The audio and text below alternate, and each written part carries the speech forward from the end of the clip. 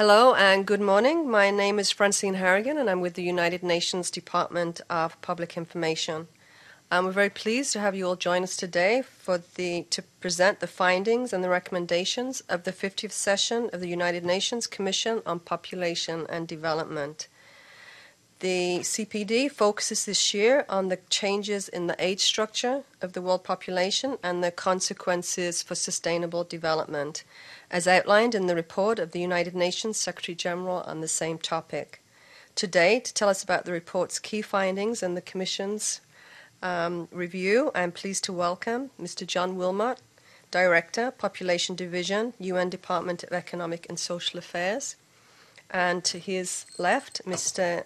Ilia Zulu, Executive Director, African Institute for Development Policy. John, the floor is yours. Thank you, Francine.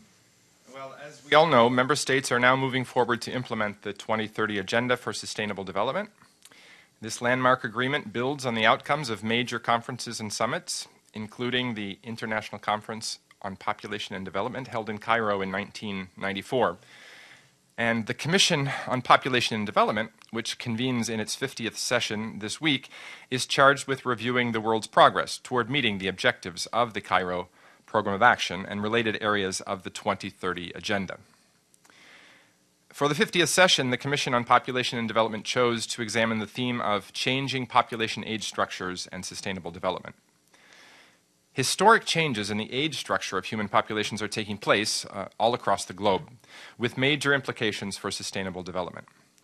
It's well known that the global population has undergone profound changes over the past 200 years, as levels of mortality and fertility decreased all around the world.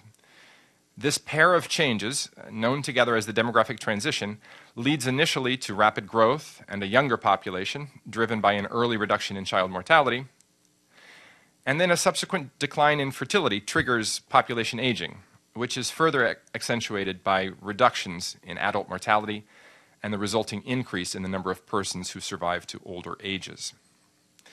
Over the past several decades, we have been able to confirm that the demographic transition is a truly global phenomenon. However, its speed and timing have varied greatly across countries and regions. The demographic changes that the Commission is reviewing represent major achievements of human development. Although they sometimes present challenges, these demographic changes are signs of our success. Our success in improving health and reducing mortality contributed initially to the increased survival of children and led to a swelling of the population at younger ages.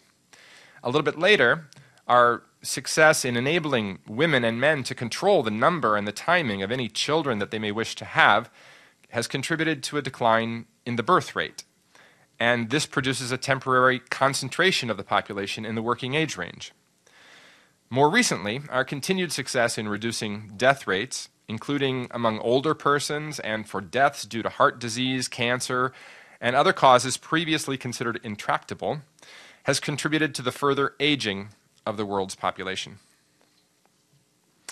With regard to aging populations, it's worth noting that between 2015 and 2050, the population aged 65 or older in Europe is projected to increase from 23 to 28%. In North America, the corresponding percentage will rise from 18 to 23%. By 2050, Asia, Latin America, and the Caribbean and Oceania will all have more than 18% of their populations at ages 65 and above.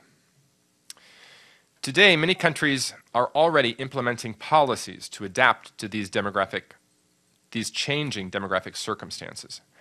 In aging societies, social protection mechanisms, pension systems, and healthcare programs are being adjusted and strengthened. Women's participation in the workforce is being supported more than ever before, and some countries are slowly pushing up the age of retirement. At the same time, there is an increasing recognition that international migration can help to rejuvenate populations and slow the rate of population aging. For youthful populations, we could note that due to a relatively slow decline in the birth rate, many parts of Africa, in particular, will retain a young population for decades to come.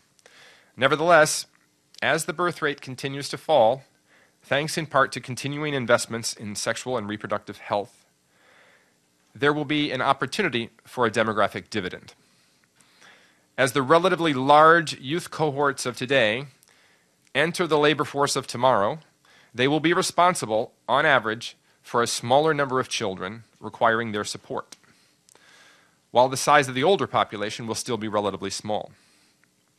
If this future population of workers is empowered by having access to health care, education, and opportunities for employment, countries will be in a good position to reap the full benefits of the favorable demographic situation caused by the temporary bulge in the age distribution as it passes through the working ages.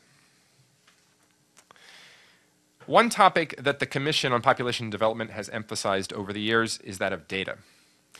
Demographic data disaggregated by age and sex, as well as other relevant characteristics, are essential to document changes in the age distribution of a population and to understand their consequences. Such data are critical also for designing appropriate policies and for assessing progress toward the achievement of the Sustainable Development Goals, especially those pertaining to particular age groups, such as children, youth, or older persons. This is the 50th session of the Commission on Population and Development, which is taking place this week, 70 years after the first meeting of the Population Commission in 1947. Over the past 7 decades, the focus of the debate in this commission has shifted in response to changes in the demographic situation and in policy priorities. In the early days, there was much concern about high fertility and rapid growth of the world's population. Later, reproductive health became a dominant theme. Other topics, including population health in general, urbanization, and international migration, have attracted considerable attention as well. This year, as already noted, the Commission is reviewing the implications of changes in the age distribution of human populations. One constant over the last 70 years has been the Commission's focus on people, affirming that people are at the center of sustainable development. This year, as in any year, the Commission on Population and Development provides a platform to initiate and build partnerships between the relevant stakeholders, including around the collection and use of population data. In this spirit, the Commission is very pleased that there is enthusiastic civil society participation in the Commission, which greatly enhances and informs the discussions and deliberations of the body. In addition, there are a number of interesting side events and other activities organized outside the formal program, providing an exciting opportunity for participants to discuss further the topics of major concern to the Commission. I hope that gives you an overview of the events this week and the topic that is being considered by the Commission, and I would be happy to take any questions. Thank you. Thank you, John. I think with that, maybe we'll turn to Mr. Zulu. Maybe I could pose a couple of questions and narrow in a bit more on Africa. What are the prospects for reaping the benefits of the demographic changes that John's just highlighted specifically in Africa? And related to that, what are some of the key policies for taking advantage of the change in age structure while nurturing sustainable development? Thank you. Thank you. So when we look at the changing age structures, Africa, most of sub-Saharan Africa in particular, is actually the one that has the most youthful age structures. And this is driven by the fact that birth rates in Africa are still quite high. On the average, women in Africa are giving birth to about 5 children, compared to about 2.5 globally. So right now, if you look at the whole population of Africa, about 62% of the entire population is actually below age 25. And when a country or a continent or a society has so many children, it basically means that the resources that the country produces have to be spent on just meeting the needs of the children, and very little is left in terms of savings and investments that need to be made for development. So Africa is really at a crossroads. The whole concept of how countries can take advantage of the demographic dividend as it changes from an age structure that has more dependent children and youth to the one that has more more working age adults is a real opportunity for African countries. Right now, this agenda is very, very big in Africa. The African Union has actually recognized that the continent has a real opportunity to accelerate its economic growth and socio-economic transformation by making the right investments that will help lower birth rates in order to change the age structure so that you move from one dominated by children and youth to one that has more working age adults, as other transitional societies like in Asia and so on have experienced. So the African Union has made this the demographic dividend, harnessing the demographic dividend through investments in youth, the theme for 2017 for the 2 summit meetings that are happening in 2017. So there's a real prospect that Africa can actually harness the demographic dividend. But the critical thing to note is that the demographic dividend is not automatic. There has to be deliberate investments to be made. One, to make sure that there is universal access to contraception and family planning to all women and especially youth who need to use family planning. At the same time, you need to make sure that you keep girls in school. Because the initiation of early childbearing, which is quite prevalent in many parts of Africa, actually does contribute to the high birth rates that the continent has, but also it also affects the extent to which women actually receive education that will help them become productive when they become older. And the third critical thing that needs to happen in Africa is also to reduce birth rates. Under the MDG framework, Africa has made a lot of progress in reducing child mortality rates, but the rates are still much higher than the rest of the world, and they need to go down if birth rates have to be reduced. Because, as you know, parents need to have the assurance that their children have a relatively good chance of surviving for them to decide to have fewer children. So if Africa can accelerate investments that make sure that there's universal access to family planning, keeping girls in school, or providing opportunities for women, and continuing the efforts in reducing child survival, birth rates in Africa will come down in the way that they have come down in other regions of the world. And once that happens, the age structure will change to provide Africa with that short-term opportunity to accelerate economic growth through the demographic dividend. But it's not just reducing fertility. For Africa to maximize the demographic dividend that it can earn or harness, it needs to make sure that it actually improves the quality of education. The education needs to be relevant to the needs of the labor economy, and at the same time, Africa needs to invest in healthcare to make sure that the population is also healthy and productive. But the big elephant in the room is really doing the economic reforms that will make sure that the economies grow faster, but do so in an inclusive manner that creates enough jobs for the relatively big working age population. So the African Union has made this the theme for this year. All countries are focused on how they can actually harness this change in the age structure to achieve their long-term sustainable development goals. And the Union has even come up with a roadmap on how countries can domesticate the demographic dividend. So it's a very, very promising time now, but I think the key point to note is it's not automatic. It's something that countries have to deliberately make investments in. Thank you, Mr. Zulu, for that very clear response. Maybe I could turn to you, John, and ask you, we just looked at very much at the youth aspect, but maybe we could touch on the challenges and opportunities for the rapidly aging countries in that area of the Commission's work. Certainly. The discussion this year in the Commission is in some sense divided between these two situations where some countries have very youthful populations and they face a particular set of challenges and the associated opportunities, and another set of countries that are facing a very different situation because they're further along in this process of demographic transition and their populations are much older and they face a different set of issues. And in those situations, obviously, the issues that they face concern the care of the older population, providing the appropriate kinds of care, health care, but also financial support through pension systems or social protection floors that need to be established to ensure that no elderly person is left behind.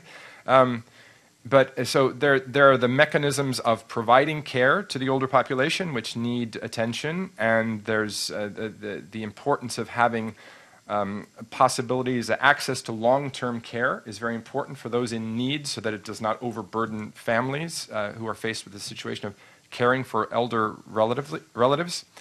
But then there are also issues of reforming the pension system, for example, to take account for the fact that the population is becoming older, and that older population is in fact increasingly capable of working, that we're living longer because we're healthier. And people who reach the normal retirement age of 50 years ago may be perfectly capable of continuing to work. And so many countries have been slowly acknowledging this by raising the official retirement age. And this doesn't mean that people have a shorter retirement because they're living longer. They'll have a similar number of years for retirement as in the past, but it's just that they'll have a longer work life and possibly a longer retirement as well, that the gains in longevity can be split perhaps between the extra working years and the extra years of retirement, so that it can be a gain all around. But this is the kind of, we need to maintain the size of the workforce relative to the size of the population that is not working and which is dependent to some degree on the rest of the population. And that can be done by moving up gradually the age of retirement. But that's not a complete solution. It's also very important to engage women more in the workforce. This is another kind of pool of untapped labor in many populations that can be brought into the workforce. And that can be done by addressing the issues of balancing the demands of work and family. This is extremely important in countries that are facing rapid population aging. One of the issues, there are two issues. One is increasing the workforce by bringing more women into the labor force, and also avoiding the extremes of low birth rate, and avoiding a situation in which families and individuals cannot have the number of children that they would like to have because the strain of balancing work and family is so great. And so you can address the individual concerns and the societal concerns at the same time. It's not a choice of one or the other. By meeting the needs of the individuals, you also do something that is good for society as a whole, in the sense that it's not helpful to have extremely low birth rates. For some countries, what they've been facing, birth rates that are well below the replacement level, they feel the strain of that because that produces more rapid population aging. It produces an age structure that's even older on average than it would be if they could maintain a somewhat higher fertility level. So that's another. There are many important adjustment mechanisms that are necessary in order to adapt to the situation of population aging. And the last one that I would mention is the role of international migration, which for countries that are facing very rapid population aging, many of them now have a situation where one of the major components of growth is through migration.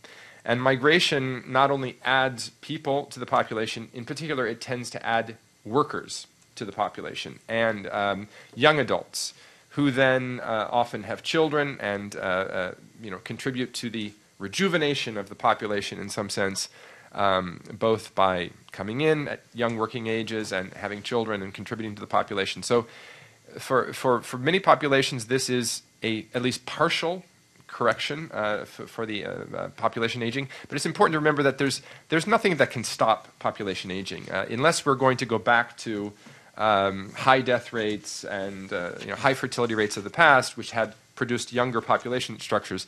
As long as we're going to live in societies where people live to advanced ages and where the birth rate falls to a level that sort of balances the death rate and we avoid rapid population growth, well, then we're going to have older populations, and societies will need to adapt to this, and I've just mentioned several of the ways in which that can be done, and it's important, I think, to attend to all of them. Perfect. Thank you for that. Before I close the briefing, are there any final comments from our speakers? Yeah, I think I would just like to add that I think what I talked about earlier was the very youthful populations in Africa, and John has focused on talking more about the older populations. But I think there are a lot of countries in between as well. And sometimes when we talk about Africa, we tend to talk about Africa like it's you know, countries are the same, but there are a lot of differences across Africa. You have countries in North Africa that have relatively low birth rates as well, and have age structures where now they have that relatively big working age population compared to young children. That's the same in Southern Africa. Countries like South Africa, Botswana, Swaziland, and Namibia also have these age structures where now they have, you know, more working age adults. So the policies that countries need to adopt throughout that spectrum are quite different. And I think for those in the middle part, where birth rates have already gone down, the main thing really has to focus on how do they actually, you know, invest more in human capital and the productivity of the population, focusing more on creating opportunities for entrepreneurship, for science and technology, for innovation, and so on. So really the changes in age structures provide a very, very unique opportunity. Every country has to look at its own context in terms of what are the opportunities that can actually take the best opportunity of the changes as they happen. But it's a very, very exciting sort of demographic feature to see that changes in age structure actually happen in all societies. Every country has its own issue that it can relate to as far as the age structure is concerned, and what they can do to take advantage of the age structure and the challenge, and also to address the challenges that are associated with it. Thank you. John, if there's... No, Perfect. With that, let me thank our speakers again, and for all of you for joining us today, and that ends today's press briefing.